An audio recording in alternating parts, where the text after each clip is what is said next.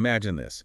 You're strapped into an airplane seat, miles high over the Pacific Ocean, and then suddenly your world just flips upside down. It's terrifying just to think about. And it was terrifyingly real for the people on Transpacific Flight 545. One passenger, Emily, she talked about this incredibly loud whining dive. Yeah, and the scene inside, pure chaos. Complete chaos. Shoes, purses, ricocheted across the cabin. Bodies were thumped against seats. There was this elderly Chinese woman screaming and sliding down the aisle. Helpless. Emily herself pushed back into her seat, oxygen masks dropped down. She's clutching her baby, realizes her husband isn't there, gets hit by a heavy bag. Oh, wow. And she said for the first time in her life, she started praying. This wasn't just turbulence, not like most people know it. No, absolutely not. This was something else entirely. An event that ripped through the plane, left people dead, injured. So today, we're embarking on a deep dive into exactly that incident. TPA 545, an N-22 widebody, Hong Kong to Denver. And our mission here really is to get past the headlines, past the initial confusion. Right. We want to uncover the hidden truths. It's a complex investigation. We'll give you a shortcut to understanding not just what happened, but also all the stuff swirling around it. Like the corporate pressure, the union fights, even how the media shaped the story. It's a whole web. It really is. And our sources for this are pretty revealing. We've got eyewitness accounts, passengers, crew. Air traffic control tapes, which were always fascinating. Internal company meeting notes, engineering reports, maintenance logs, even video analysis. And interestingly, internal communications from a TV news program. Gives you a real peek behind the curtain. Definitely. So it's a compelling, intricate story. And what's striking right away is how the first official report just doesn't match the reality on the ground. Yeah, you immediately sense something's off. It's way more serious than turbulence. Okay, so let's track those first critical hours. It kicks off 5:43 a.m. The pilot of TPA 545 calls SoCal approach. Sounds calm, actually. Deceptively calm. Asks for priority clearance for emergency landing in Los Angeles. The controller, Dave Marshall, he's processing that, and then the pilot asks for, get this, 30 or 40 ambulances, maybe more. Wow! Wow. His supervisor, Jane Levine, her reaction was just, Jesus, 40. And the reason given, just severe turbulence. Which makes what comes next even more chilling. Right. Only later, almost casually, the pilot adds, but 2 are dead. And Levine just goes, holy shit, nice of him to tell us. I mean, can you imagine? Exactly. That triggered the immediate emergency response. Level 1 fire alert, medical team scrambling. The gap between that calm voice and the reality. It's huge. Underscores the severity hiding behind that initial report. And the FAA, they were scrambling too. Daniel Green, the duty officer, gets called late. And he's thinking about the bigger picture, right? FAA, budgets cut, workload up. Yeah. Passenger traffic was up 4% a year, and the commercial fleet wasn't getting younger. His first order, send a team to the gate. And crucially, stay at the gate and don't let the flight crew leave. That right there tells you everything. Before they even saw the plane, that directive signals suspicion. Big time. Green later noted the plane, the N-22, built by Norton Aircraft. It had an enviable dispatch and safety record. Which just clashed completely with the scene unfolding. Ambulances lined up. Passengers pale and frightened, limping, clothes torn and bloody. And then stepping inside the plane. That nauseating odor of vomit. It was clear from the start. This wasn't just turbulence. The FAA knew, or at least strongly suspected, something was seriously wrong with that safety record. Yeah. So the chaos starts to subside a bit, and the huge task of investigation begins. And leading that investigation for Norton Aircraft is Casey Singleton. She's our main guide through this. Quality assurance rep on their incident review team, the QIR. Newly promoted, apparently. Right. And she gets this urgent pager message. 3 stars means urgent. John Martyr, the factory boss, calling an IRT meeting. 7 a.m. war room. And the message ends, BTOYA. Be there, or it's your ass. Talk about setting the tone, not just a meeting, it's a threat. Totally.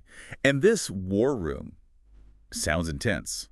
Large conference room, gray indoor-outdoor carpeting, charts, maps, overlooking the assembly line. The heart of the operation. And Martyr, the COO, he's described as dark, intense, looking like a cobra about to strike. Yikes. Also there. Doug Doherty, structure mechanical. Ron Smith, electrical, supposedly knew schematics by heart. Mike Lee, the airline rep from Transpacific. Yeah. And Bob Richmond, Casey's new assistant, who happens to be a Norton family nephew. Oh, interesting dynamic there. Yeah. The pressure must have been immense from minute 1. Absolutely palpable. And it ramps up fast. Martyr briefs them. TPA 545 hit severe turbulence, producing extreme pitch excursions. Pitch excursions, basically the plane bucking violently, nose up, nose down. But the engineers, Yeah. they groaned. They were skeptical right away about turbulence. Yeah, didn't buy it. They immediately start to run the fault tree. Which is like a methodical process, right? Eliminating possibilities. Exactly. Standard procedure. Could it be the slats deployed? Autopilot issues. You go down the list. But then Martyr drops the bomb. The real issue, the elephant in the room. The money. An $8 billion order from China. Fastest growing airframe market in the world. And it's imminent. He literally says the deal is the difference between life and death for the company. So boom, right there, the stakes are unbelievably high. The pressure to find a, let's say, convenient answer must have been enormous. Immense. It changes everything about how you approach the investigation. And the pressure was on Casey. Yeah. She and Richmond, her assistant, they toured the inside of the plane. And it's bad. What did they find? Significant destruction. Seatbacks broken, armrests torn free, overhead luggage bins cracked, and blood on the carpet, blood on the ceiling, puddles of vomit on the seats. It's grim. Really grim. Richmond asks, "What's this turbulence?" And Casey just shuts it down. "No, almost certainly not." And she was right to be so sure. Why? Well, she said the type of damage, plus all the vomiting. Yeah. It pointed to severe pitch oscillations, the plane nosing up and down violently, like a bucking bronco, you said. Yeah, exactly. Not just random shaking. A specific violent motion. And she estimated it lasted at least 2 minutes, which is an eternity for something like That this. was an absolute eternity in the air. The violence of it all was just stark. They found a dead, middle-aged Chinese man in the center cabin, wedged through the overhead bin into the silver insulation. Oh my God. And Doherty, the structures guy, his reaction. Chillingly, his first thought was for his beautiful aircraft, not the person. Wow. Speaks volumes about the mindset sometimes. Meanwhile, other engineers are already out on the wing looking at the slats. Right, those leading edge surfaces, they extend to give more lift, usually for takeoff and landing, slower speeds. And Kenny Byrne, head of power plant, he basically calls turbulence the pilot's excuse, a famous catch-all for stuff they can't explain. He had a point, didn't he? Yeah, he said, look, if it was just turbulence, they'd hit the seatbelt sign, make an announcement. That didn't happen here. Another piece that just doesn't fit the turbulence story. And the accounts from passengers and crew were also troubling. Like what? An injured passenger, Mr. Bennett, really angry at Norton, calls the plane a piece of shit. Okay, hostility, understandable maybe. What else? Flight attendant Kay Liang mentions there were 2 crews on board. And importantly, the injured first officer, he was from the relief crew back in the aft galley, not the main flight crew up front. That's interesting. Relief crew. And she seemed really defensive about Captain Chang, the main pilot.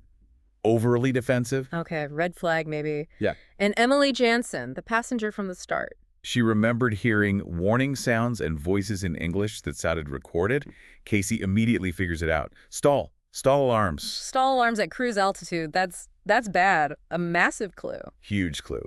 So with all this conflicting stuff flying around, where does Mike Lee, the airline rep, fit in? He's in damage control mode, right? Totally. Seen talking to injured passengers, trying to head off lawsuits. Standard airline playbook, unfortunately. Then he tells Casey point blank, Flight 545 had an uncommanded slats deploy. So the airline knew or suspected about the slats. And Casey confirms, yeah, Norton had some incidents of slats deployment on the N-22 before, caused by pilots accidentally hitting the lever. So it's a known issue. Known enough that Norton issued service bulletins recommending a fix, basically a little metal cover for the lever. And the FAA made it mandatory with an airworthiness directive. Mandatory in the U.S., maybe? But this was Transpacific. Exactly. Casey notes, abroad, carriers kind of do what they want. So was the fix installed on this plane? That's the immediate question. And it immediately makes the turbulence story look even weaker. They have a known potential cause staring them in the face. A critical piece. An airworthiness directive isn't trivial. It means it's a recognized safety problem. Okay, so digging deeper. The flight recorders. Ron Smith, electrical head, starts pulling the black boxes. CVR and DFDR, cockpit voice recorder, digital flight data recorder. CVR gets the last 30 minutes of sound. DFDR captures like 80 different parameters every second. Huge amount of data. But Casey mentions there are also other memory units, NVMs, non-volatile memory, scattered around the plane tracking things. Right. But the easy option, the QAR, quick access recorder, that would let them just plug in and download everything easily. It was optional, and Transpacific didn't install it on this aircraft. Which made things way harder, didn't it? Oh, yeah. Rob Wong, one of the engineers, is struggling to make sense of the DFDR data. It's anomalous, needs calibrating. They couldn't get quick answers. Like trying to read a scrambled message when you need clarity now. Exactly. And this is where Amos comes in. ADAS. The reclusive expert Casey consults. Damage tolerance, fatigue testing, kind of an oracle figure. And he gives some really crucial context about deregulation, how it pushed airlines to fly planes longer than anybody ever expected. Leading to cost-cutting maintenance parts. Yep. He brings up the Aloha 737 accident in '88, 18 feet of skin peeled off mid-flight, stewardess sucked out. Horrific. Called it a long chain of small errors and minor mishaps, made worse by short staffing, overworked FAA. And his chilling warning, foreign carriers operate with much less stringent regulation. His advice to Casey. Look hard at the paper for any part you're suspicious of. Trace the documentation. Sound advice. And did it pay off? Almost immediately. Eerily prescient. Doug Doherty finds the first dodgy part. What was it? A slats locking pin. On the wing. How'd they know it was dodgy? It had an upside-down manufacturer stamp. Counterfeit. A counterfeit locking pin for the slats. Wow, Doherty thinks that could have caused a slats disagree warning. Makes sense. Casey checks the maintenance logs. The original pin was fine, but it got replaced after some minor damage in Melbourne. Meaning an unauthorized repair, using a counterfeit non-PMA part. Okay, explain non-PMA part for us. Why is that bad? PMA is parts manufacturer approval. It means the part has gone through rigorous FAA-approved testing and certification. Non-PMA, it hasn't. So you have no idea if it's actually any good. Quality, reliability, totally questionable. Exactly. It's a huge safety risk. That tiny detail, the upside-down stamp, it spotlights this massive potential vulnerability in the supply chain. Especially overseas, with maybe less oversight. A single bad part potentially unraveling the whole system. It's a critical finding. But things get even more complicated, don't they? The union gets involved. Oh, yeah. Layer upon layer. Don Bruhl, the UAW president, he's convinced Norton is secretly planning to shift wing production to Shanghai as part of that China deal. Threatening union jobs back home. Right. Martyr denies it, says the tooling is going to Atlanta. But Bruhl doesn't buy it. And then things escalate. Big time. During their conversation, a job action happens. Someone accidentally drops a huge crate of wing tooling with a crane. Intentionally dropped, you mean, causing weeks of delay. A clear warning shot from the union. Don't mess with us. So how does Martyr handle this internal pressure on top of everything else? Martyr plays it cool, but it's pure calculation. He sticks to the Atlanta story, says it's about politics, getting loans via a Georgia senator. Dismisses Bruhl's threats. Publicly, yes, but privately, he hires security for Casey, suggests he knows things could get nasty. And then, crucially, he makes Casey the IRT liaison to the press. He says they need someone honest, all-American, no nonsense. Seems like he's setting her up as the face. Maybe the fall guy. Or using her perceived honesty as a shield. It's manipulative. Highly. And then he goes and issues a preliminary finding which excludes slats as the cause. Even while the investigation is pointing towards slats, with the counterfeit pin. Exactly. While all this is happening, he's also secretly working on an even bigger deal. $16 billion, 110 planes with Korea. Whoa! So the China deal might just be leverage or a smokescreen? Seems like it. The Korea deal would replace China, secure his position as Norton's next president. It's incredibly high-stakes corporate maneuvering, pure misdirection. A masterclass in corporate survival, maybe? But ethically? Yeah. Wow. Right into this mess steps the media, specifically Newsline. Ah, the media circus arrives. Let's meet Jennifer Malone, the producer. Described as opportunistic, focused on sensational visuals. What's now? She wants a fabulous story. And her angle. Rot beneath the surface. Basically, paint the N-22 as a death trap built by a badly run company, with the FAA looking the other way. A classic media narrative, easy to sell. Who's her on-air guy? Marty Reardon, the talent. He's called restless, high energy, all tricks and no substance. His goal, embarrass interviewees. Charming. So, who are their sources for this death trap story? Well, they lean heavily on a couple of key figures. First, Fred Barker. The controversial crusader for aircraft safety, former FAA guy. That's him. He's also an expert aviation witness, often paid by a lawyer named Bradley King, who just happens to specialize in suing airlines after accidents. Oh, convenient. So Barker claims well-known design flaws on the N-22, 8 previous problems with slats. But later, the FAA basically exposes him. says he violated rules by leaking confidential, incomplete investigation info to lawyers. And was being paid under the table by lawyers. So a compromised source, to say the least. Definitely looks that way. Their other source is Jack Rogers, a print journalist. Malone tries to make him seem hard-hitting on camera, but he's not really suited for TV. So maybe not the strongest lineup of sources, but Malone's driving a narrative? Driven by visuals. She gets her hands on the CNN tape from inside TPA 545 during the incident. The one showing. Bodies spiraling through the air. Horrifying stuff. And that becomes the centerpiece. Totally. Bradley King, the lawyer, uses it immediately. Accuses Norton of criminal negligence, says the N-22 is so unsafe, the tape becomes the story. Public perception shaped instantly. Regardless of the actual cause yet, the image overrides the facts. Martyr tries to manage it, agrees to a background-only interview with Malone. Big mistake. How so? She pushes the death trap angle and he loses it. Starts screaming, "Oh, for Christ's fucking sake, I can't fucking believe this." Not a good look on camera, even off the record. But Malone's sharp. She notices his eyes are calm, thinks the outburst might be an act, a histrionic performance. Calculated deflection. Maybe to distract from that secret Korea deal he then reveals. Exactly. He drops the $16 billion Korea deal, trying to show Norton is strong, he's in control, securing his path to president. It's all strategy. Fascinating, devious stuff. But his interview is still a bust for controlling Malone's narrative. Right. So the media is running wild with the death trap story. Martyr's playing his own games. It all falls back on Casey to find the actual truth. And the evidence keeps piling up, pointing away from simple turbulence. Kenny Byrne finds another counterfeit part, this time on the engine. A thrust reverser cowl with a backward Pratt & Whitney logo. Reinforcing Amos's warning loud and clear. These parts are out there. But the real game changer, the scientific proof, comes from the video analysis, right? Absolutely. That was the turning point. Casey goes back to Jay Ziegler at video imaging. And he uses filters, enhances the original passenger video from the flight. And finds what? He isolates this low-pitched rumbling, 2 to 5 hertz range. He says it's a fairly unique signature. Signature of what? Confirms the slats deployed for almost 12 seconds, which is exactly how long it takes for N-22 slats to fully extend. Undeniable proof from the video itself and the audio. Also revealing, he isolates cockpit alarms. Airspeed! Airspeed and stall! Stall! So stall warnings, airspeed warnings, physical proof of slats deploying. This isn't guesswork anymore. This is data. Hard data.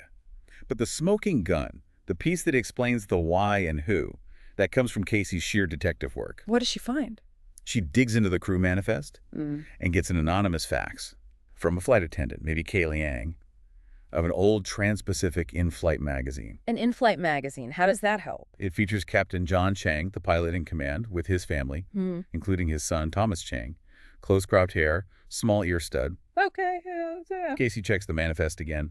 Thomas Chang, also a pilot, was on the Flight 545 crew list. But here's the bombshell. He was not type certified to fly the N-22. Not certified for that specific aircraft type. That is huge. A massive violation if he was flying. And that's exactly what Casey figures out. All the pieces click into place. Lay it out for us. What's her deduction? Captain John Chang, the father, must have left the cockpit, maybe for coffee. Left his son, Thomas, in the seat. Just for a moment, maybe. But Thomas isn't qualified for the N-22. Right. Then the slats disagree warning happens. Probably triggered by that counterfeit pin. Okay. Thomas Chang, maybe trying to clear the warning like you could on a plane he was certified for, extends the slats.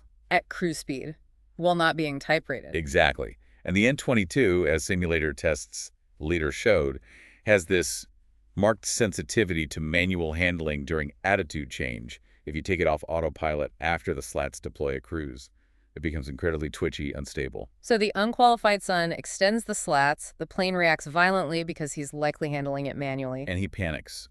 He's not trained for this specific plane's response. He overcorrects, yanks the controls probably. Causing the plane to porpoise, those violent up and down lurches. Which throws everyone around, causes the injuries, the deaths. Thomas Chang himself likely gets knocked unconscious by the G-forces. And then? Critically, with him out cold, nobody's fighting the plane anymore. The autopilot likely re-engages, or was never fully disengaged, and stabilizes the aircraft. Wow. So the plane saved itself, essentially, once the human factor was removed. What about Captain Chang, the father? He was in the back of the plane during the incident, maybe going to the galley, got severely injured, ended up needing brain surgery. Just incredible detective work by Casey, connecting the dots from a magazine photo to the flight data. Truly amazing. So now Casey has the full picture, the real story, and she makes a seriously bold move. What'd she do? She decides to preempt Newsline's death trap story. She schedules a flight test of the actual incident aircraft, TPA 545, down at Norton's Yuma facility. Test flying a plane that went through that. Risky. Very. And she announces a press conference for the next day, invites the media, including Newsline, and even lets Newsline put 2 lockdown cameras inside the plane for the test flight. That's putting your money where your mouth is. A huge gamble. What's Malone's reaction? Malone insists on being on the test flight herself. Despite Casey warning her it could be dangerous, the test pilot, Teddy Raleigh, warning about big G-forces, the airframe possibly failing. She wants the story, the drama. She gets more than she bargained for. During the flight, Raleigh deliberately replicates the conditions, slats extended, manual handling. Oh boy. Malone is terrified. She vomits. She screams. The plane goes through severe pitch oscillations, even brief weightlessness. It's all captured on her own network's cameras. She experienced firsthand what those passengers went through. Undeniable proof recorded by them. Exactly. And that gives Casey all the leverage she needs for the final showdown. After the flight. Yep. Casey confronts Malone, lays out the entire true story. Unqualified sun flying, counterfeit parts triggering the event, the exact sequence, how the sun's panic caused the oscillations. And the crucial point. That the aircraft stabilized itself once the pilot let go and the autopilot took over. The plane wasn't inherently unsafe. The handling was the issue. And she calls out Malone's source too, right, Barker? Oh yeah, exposes Fred Barker as compromised, then delivers the knockout blow. If Newsline runs their false death trap story now, Norton will sue them for reckless disregard and malicious intent. Because Malone now knows the truth.